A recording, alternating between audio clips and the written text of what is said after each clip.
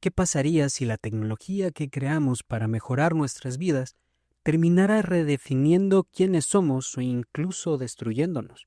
En esta cuarta temporada de Black Mirror, el horror ya no está en lo desconocido, sino en lo que hemos normalizado.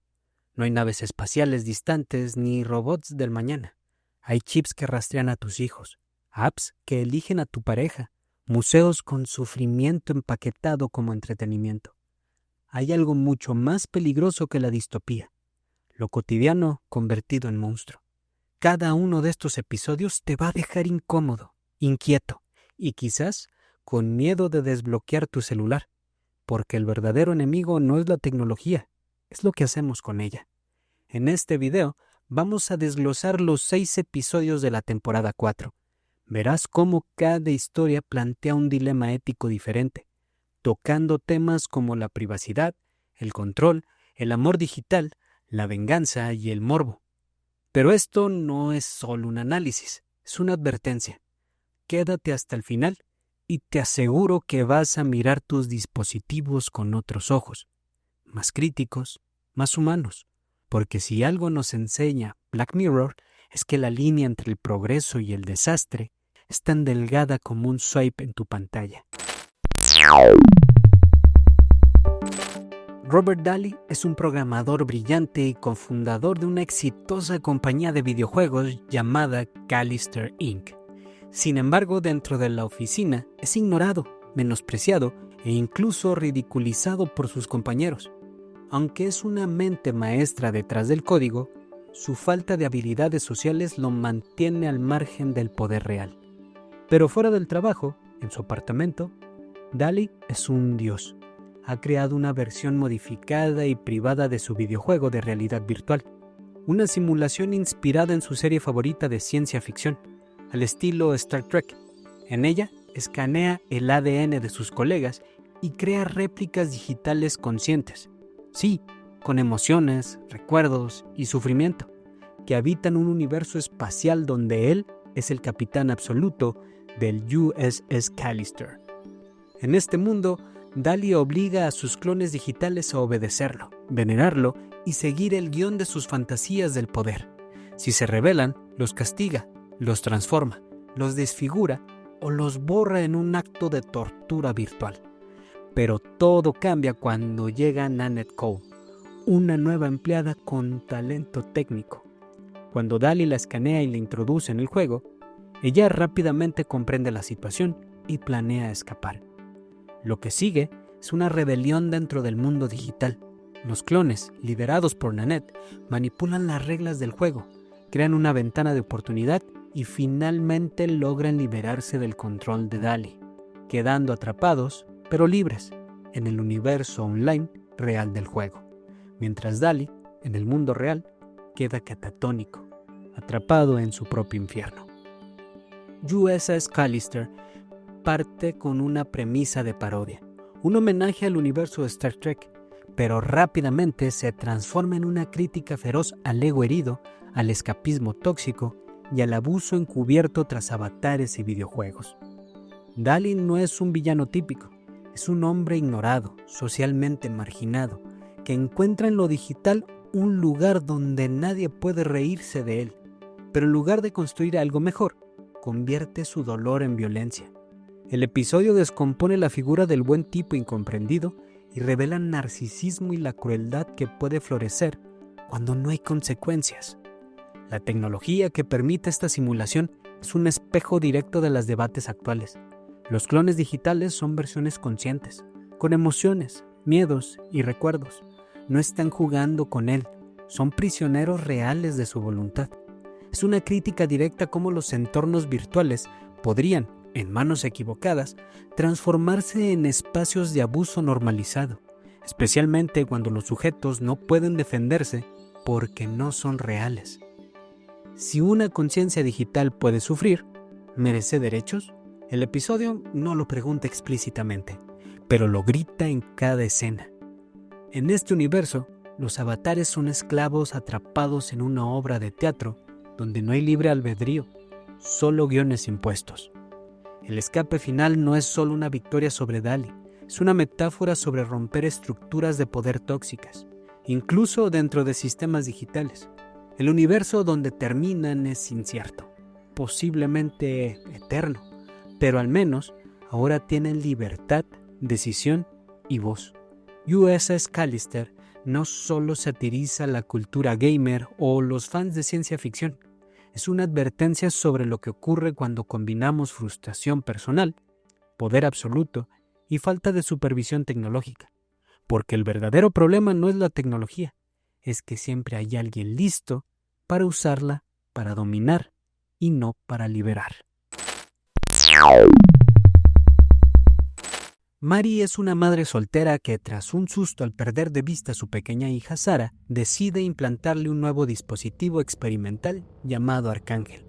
Este implante permite a Mari ver, a través de una tablet, todo lo que su hija ve, escucha lo que oye, rastrea su ubicación e incluso bloquear estímulos visuales y auditivos que puedan generarle estrés, como violencia, sangre y miedo.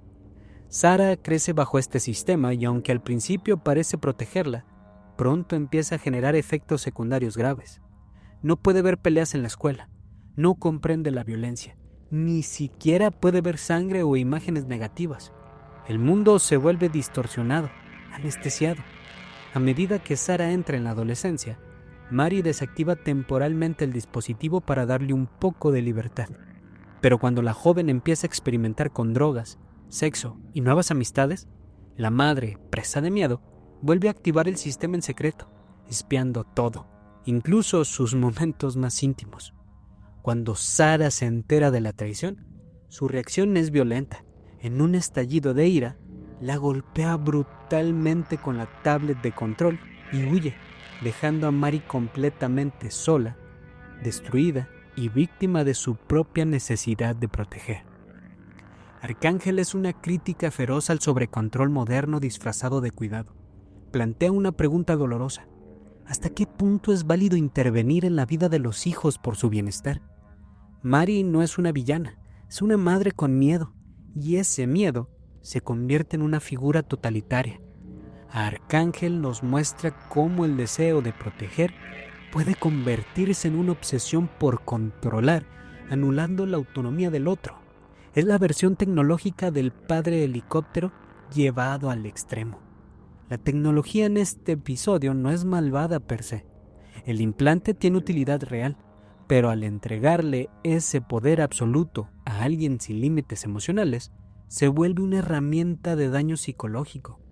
Sara vive en una especie de simulación donde las emociones negativas están censuradas, pero sin ellas no puede crecer, madurar o decidir.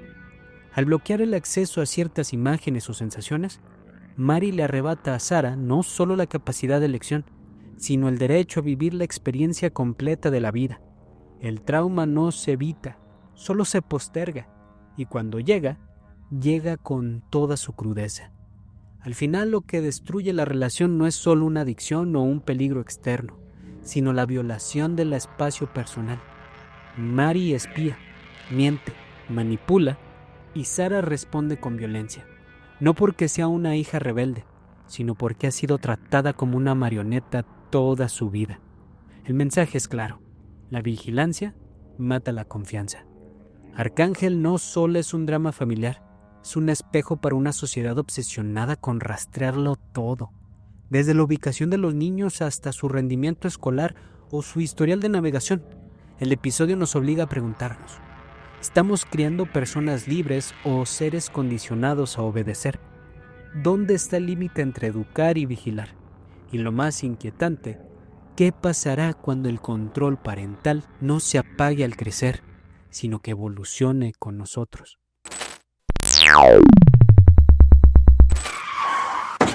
En una fría Islandia, Mia y Rob, dos jóvenes bajo el efecto de las drogas, atropellan accidentalmente a un ciclista en una carretera desierta. Presos del pánico, Rob convence a Mia de ocultar el cuerpo y guardar el secreto. Años después, Mia es una exitosa arquitecta, con familia y una vida aparentemente perfecta. Pero todo se derrumba cuando Rob reaparece arrepentido y con deseos de confesar. Mia, aterrada de que su vida se arruine, toma una decisión brutal. lo asesina para que el secreto siga enterrado.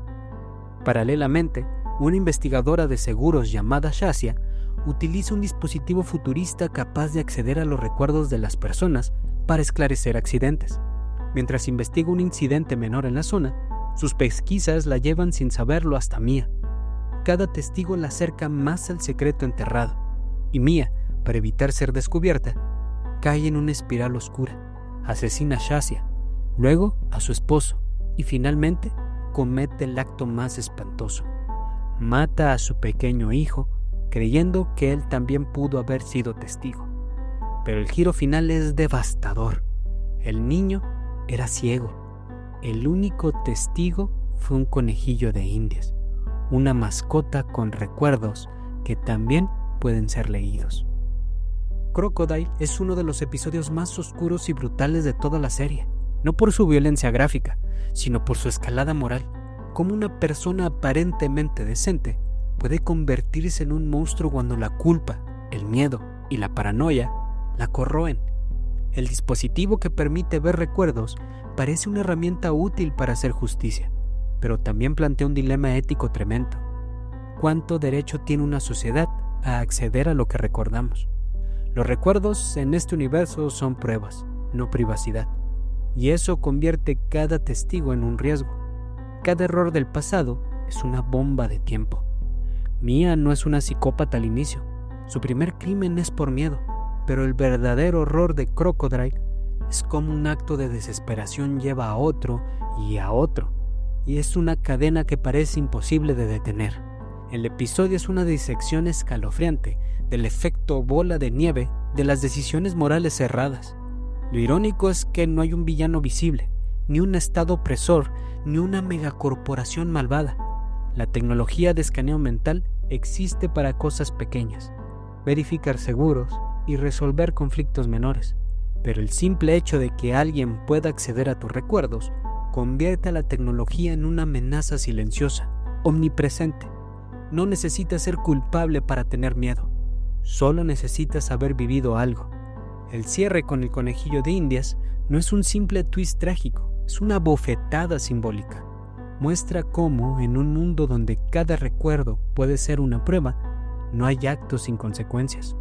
La vigilancia se convierte en una red que incluso atrapa lo imposible, una mascota como testigo clave de un asesinato.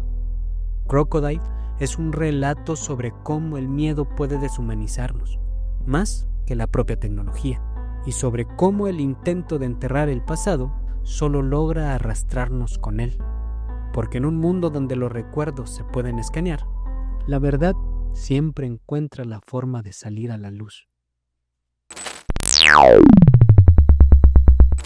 Frank y Amy son dos jóvenes que viven en una sociedad regida por un sistema de citas completamente automatizado. No hay swipes, no hay decisión personal. El coach, una inteligencia artificial, les asigna parejas y les indica cuánto durará cada relación antes de que se termine automáticamente. La promesa es que tras una serie de relaciones asignadas, el sistema identificará a su pareja definitiva. Frank y Amy tienen una conexión real desde su primer encuentro, pero su relación está limitada a solo 12 horas. Luego, el sistema los separa y cada uno entra en una secuencia de relaciones incómodas, absurdas o directamente tortuosas. La frustración crece. Amy termina en una relación de 1 año con alguien con quien no tiene química, mientras que Frank pasa 3 años con una mujer a la que no soporta. Ambos piensan en cuestionar el sistema, preguntándose si realmente es infalible o si están renunciando al amor verdadero por seguir reglas impuestas.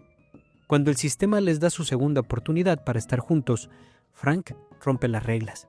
Decide mirar antes de tiempo cuánto durará su relación con Amy, lo que altera la predicción. La fecha de caducidad empieza a disminuir rápidamente. En un último intento desesperado por tomar control de sus vidas, deciden escapar juntos. Aquí llega el giro. Todo lo que hemos visto no era el mundo real, sino una simulación. Frank y Amy eran versiones digitales recreadas por el sistema para probar su compatibilidad.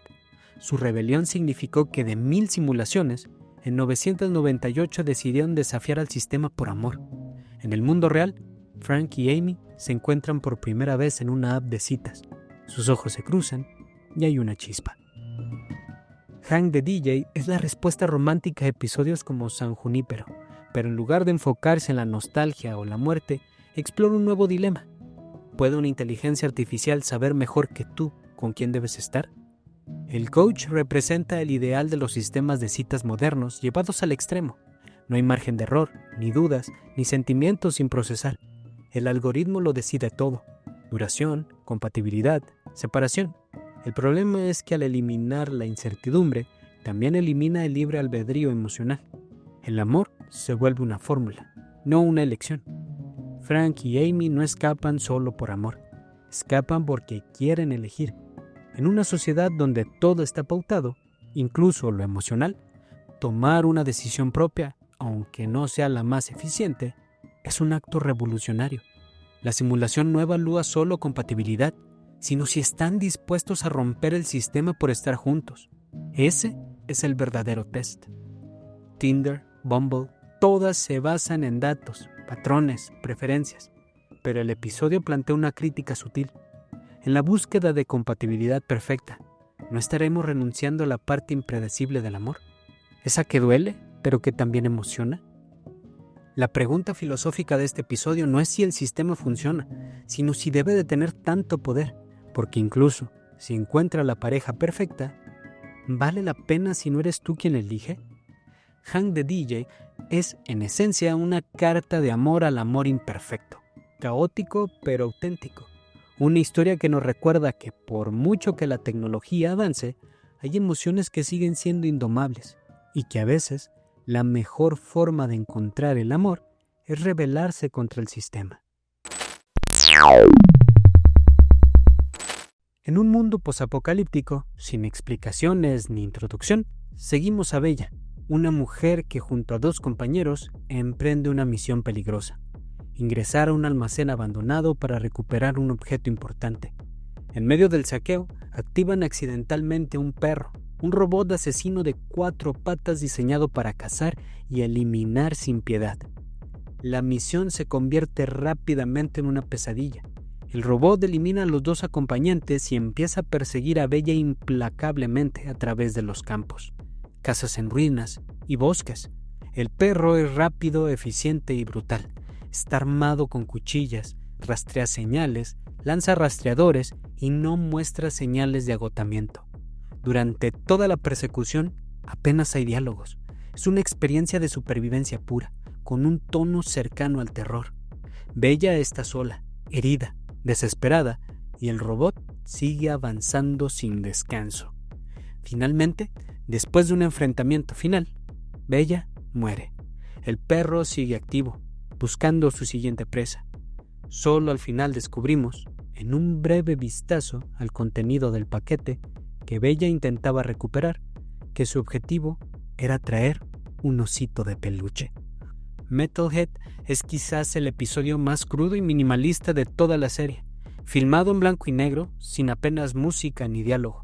Es una historia de terror tecnológico que deja que el silencio lo diga todo. El perro no tiene emociones, solo ejecuta, caza, mata, no duda, no razona, no se cansa. En contraste, Bella es profundamente humana, siente miedo, nostalgia, dolor y esperanza. El hecho de que su misión no fuera por supervivencia directa, sino para llevar consuelo a alguien más, subraya la diferencia entre máquinas y personas. La humanidad actúa por amor, incluso en el fin del mundo. Aunque nunca se explica qué pasó exactamente, es claro que estos perros robots fueron creados por humanos, tal vez para seguridad, guerra o control. Ahora se han salido de control, eliminando todo rastro de vida. El episodio se convierte así en una advertencia. Cuando creamos herramientas sin ética, eventualmente esas herramientas pueden volverse contra nosotros. Lo más escalofriante de Metalhead no es la violencia, sino la desesperanza. No hay ciudades, ni gobiernos, ni resistencia. Solo ruinas, miedo y máquinas. Y en este contexto, el pequeño gesto de recuperar un peluche se vuelve inmenso, porque incluso en el fin del mundo hay quienes arriesgan todo por un último acto acto de humanidad. La decisión de filmar en blanco y negro no es solo estética, refuerza la sensación de un mundo sin vida, sin color, sin esperanza. El paisaje es árido, el sonido es seco, todo comunica que la tecnología ha vencido, pero ha heredado una tierra vacía. Metalhead no necesita grandes discursos para impactar. Con imágenes, tensión y una persecución implacable, nos deja una pregunta resonando en la mente. ¿Qué queda de nosotros cuando las máquinas han tomado todo lo demás? Nish, una joven que viaja por la carretera desértica, se detiene en una gasolinera remota y encuentra un edificio polvoriento con un cartel: Black Museum. Ahí es recibida por Rollo Hines, un ex ejecutivo de tecnología que ahora dirige un museo de horrores tecnológicos. Cada artefacto dentro del museo es una reliquia de avances fallidos, cuestionables y moralmente perturbadores. El episodio se estructura como una antología dentro de la antología, con 3 historias principales. Historia 1, la experiencia del dolor, donde un médico se somete a un experimento en el que puede sentir el dolor de sus pacientes, gracias a un implante neuronal. Al principio, este lo vuelve un profesional brillante, diagnosticando con precisión sin necesidad de exámenes, pero rápidamente se vuelve adicto al sufrimiento. Al no poder desconectar la conexión emocional, empieza a disfrutar del dolor ajeno y finalmente solo encuentra placer en el dolor propio. Termina autolesionándose hasta quedar en estado vegetativo. Es una crítica directa al morbo médico, la experimentación sin ética y el sadismo disfrazado de innovación. La historia 2 es una conciencia compartida. Una mujer con muerte cerebral es transferida al cuerpo de su esposo para poder vivir junto a él. Al principio la idea parece tierna. Ella puede ver lo que él ve, sentir lo que él siente, comunicarse desde adentro. Pero con el tiempo, la invasión de privacidad y la pérdida de autonomía emocional se vuelven insoportables. Él termina pausándola y eventualmente transfiriéndola a un peluche para su hijo. Un acto que, aunque parece inocente, reduce una conciencia humana a un objeto decorativo. ¿Hasta qué punto una mente humana sigue siendo humana cuando es tratada como software? La historia 3, la condena infinita, donde el Rollo cuenta su obra maestra: digitalizar la conciencia de un hombre condenado por asesinato y replicarla para que los visitantes del museo pudieran electrocutarlo en una simulación una y otra vez por diversión. Se vuelve una atracción rentable, pagar por ver a un hombre sufrir eternamente. Pero Nish revela entonces su verdadero motivo. Es la hija del hombre ejecutado digitalmente y ha venido a vengarse. En un giro final, ella atrapa a Rollo en su propia tecnología, dejándolo en un bucle de sufrimiento eterno y destruye el museo. El cazador cazado y una crítica brutal a cómo el sufrimiento humano puede ser empaquetado, vendido y consumido como entretenimiento.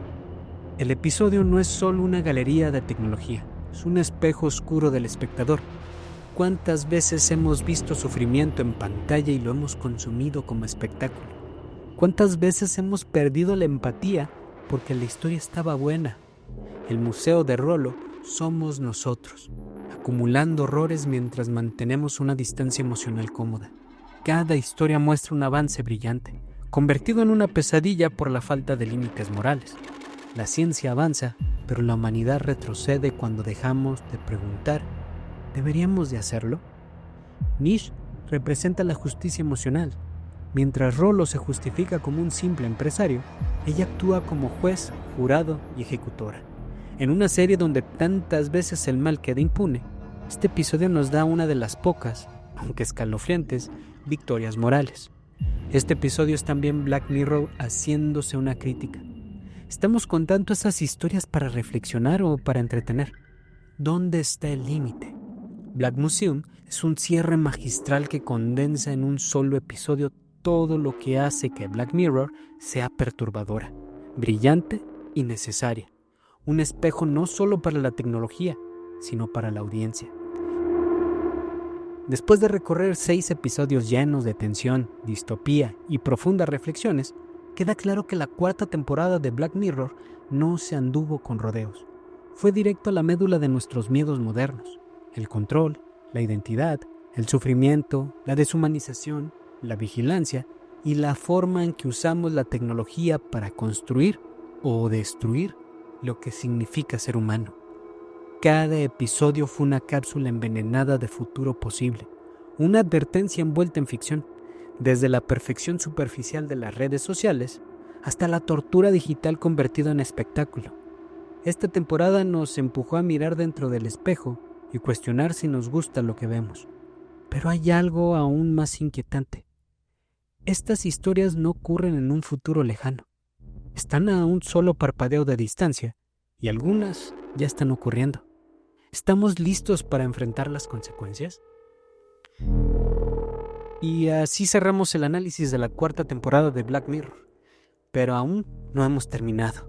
Este video es parte de una serie de 6 entregas donde analizaremos cada temporada, una por una, como preparación para el esperado estreno de la 7ª temporada. Ya vimos cómo evolucionó la oscuridad hasta aquí, pero lo que viene a continuación es aún más intenso. En el próximo video, la temporada 5. Menos episodios, pero con historias que generaron más debate que nunca.